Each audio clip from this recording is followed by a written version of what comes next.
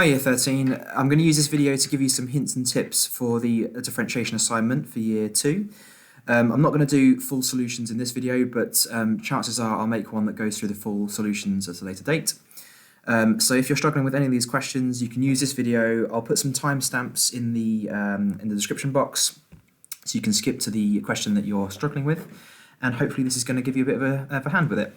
So starting with question 1, it's a deriving a derivative using the limit, and we're doing this for sine x.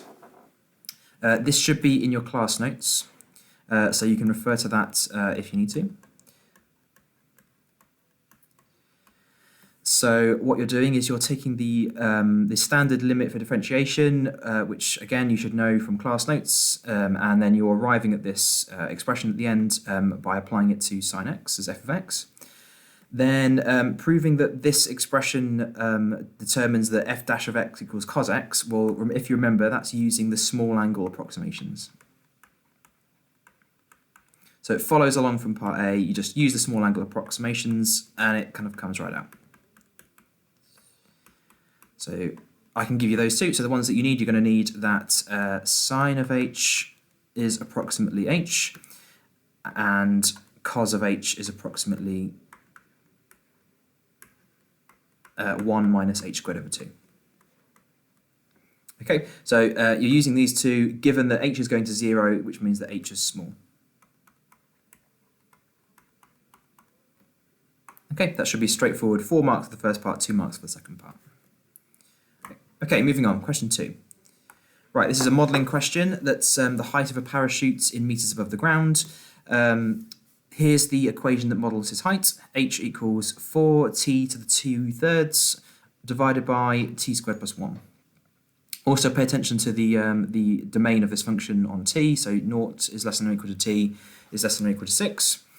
And it firstly wants to show you that dh by dt is this expression here. That's 8 lots of 1 minus 2t squared over 3 times the cube root of t times t squared plus 1 all squared. Okay, so if I want to differentiate this function, well, first of all, it's a quotient, so I think the most appropriate method to use this is the quotient rule. And that shouldn't be too much of a problem, and that should make that when you finish. Then, using the differentiated function, explain whether the soldier was increasing or decreasing in height after 2 seconds. Okay, so we are obviously doing what it says and using part A to do this. This is the differentiated function. Increasing or decreasing, well, that's showing if h is increasing or decreasing, which means looking at dh by dt and figuring out if dh by dt is positive or negative. Okay, and that's I'm referring to dh by dt there. Okay, and also we're using the fact that t is 2, right? It's after 2 seconds. So that's the only thing you have to do there. Okay, find the exact time when the soldier reaches a maximum height. Well, a maximum value of h is going to occur at a stationary point.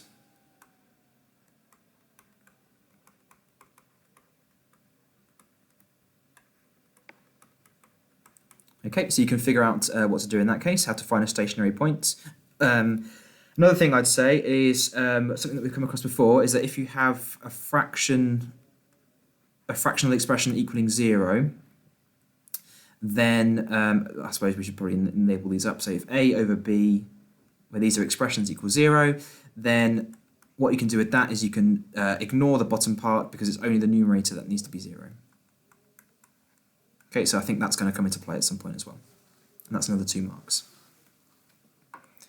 Okay, question 3. A curve has the equation y equals natural log of 3x minus e to the minus 2x. I want to show the equation of the tangent at that point. So let's think about what information we need to get this tangent. So I'm going to need, first of all, its gradient. But we know that the gradient of a tangent is just the value of dy by dx. Bearing in mind that x equals 1. And then you're going to need a point as well, which the x-coordinate you know, the y-coordinate you can easily obtain. Make sure you keep all your values exact, right? Because this is wanting you to express things as exact values, you're going to want to keep things as e's and natural logs rather than decimals. And then obviously if you've got these two, you can then use the formula y minus y1 equals m, which is the gradient, x minus x1. You live? Yeah. Yeah.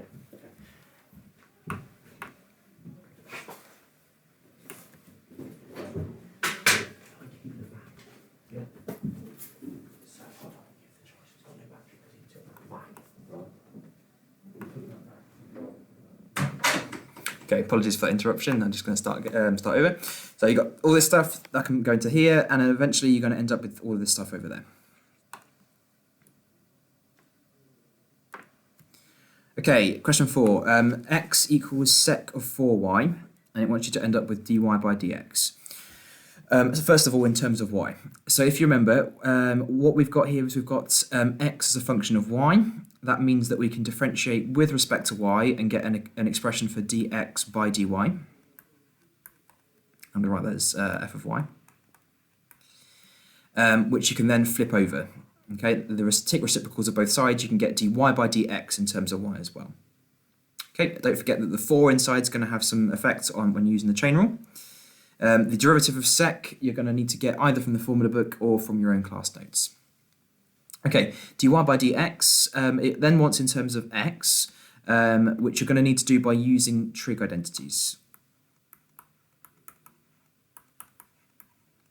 Okay, there's going to be an appropriate trig identity that you can use to get this expression on the bottom out, so that everything turns into x's, and then k is going to be some kind of constant that it wants you to find.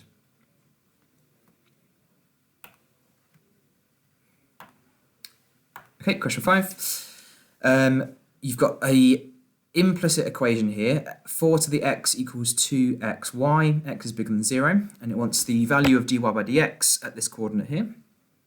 Bearing in mind that when you differentiate, you're going to need to get things in terms of x and y, so you're going to need both of these in order to evaluate dy by dx.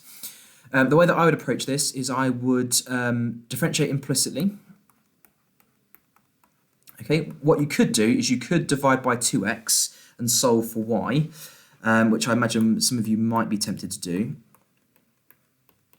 That would work, except I think differentiating this left-hand side is going to be much more difficult than doing it implicitly.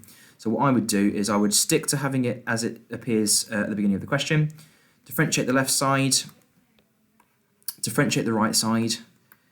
However, this expression here is going to be some kind of product rule. And then you're going to get dy by dx out of this right-hand side. Okay, and then once you've got that, you can then use your points, your coordinates, and then get the value of dy by dx. And that's 5 marks.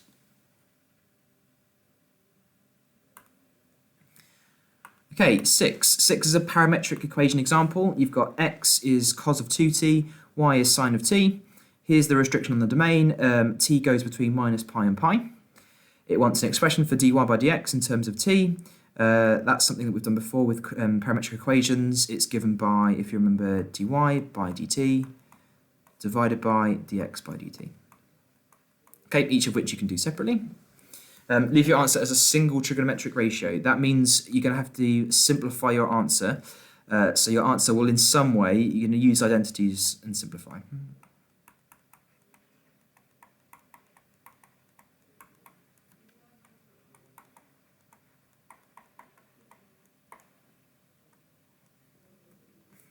Okay, so it only wants it as one thing. Maybe it will be something like cot or tan, but just on its own.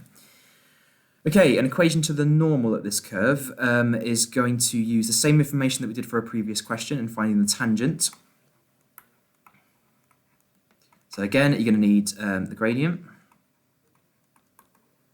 and then a point. But then remember, for the normal to the curve, you're going to need to flip that over and make it negative, because dy by dx will give you the tangent gradient and you want the normal gradient. So m is going to turn into minus 1 over m. Okay, and also it's at the point where t equals minus 5 pi over 6. What you're going to want to do with that is work out the value of x and y.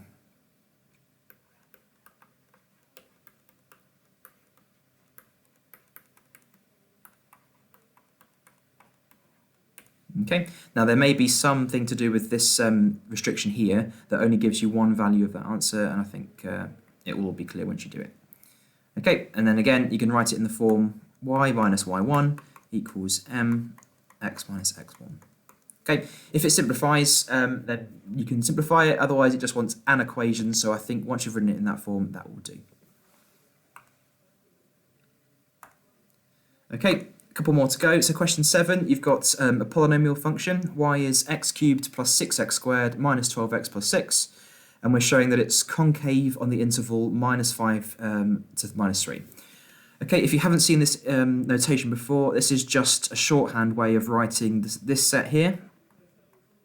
So it's a real valued set. It's kind of a chunk of the number line, if you like, and it's the set of numbers between minus 5 and 3. Sorry, and minus 3 inclusively. Okay. Also, concave, remember what the definition of that means? So concave is swerving down, if you like. It's swerving downwards like that. And that means that your second derivative is going to be negative. Okay, and it doesn't matter if you put it as equal to or not, but I'm going to use the definition of less than or equal to 0. Okay, then the point of inflection, we covered this in a recent lesson. So you want to set your second derivative equal to 0 and solve for x. But then we discussed the fact that this doesn't always give a point of inflection. The implication only works one way around. So what you then want to do is probably check that the second derivative changes sign.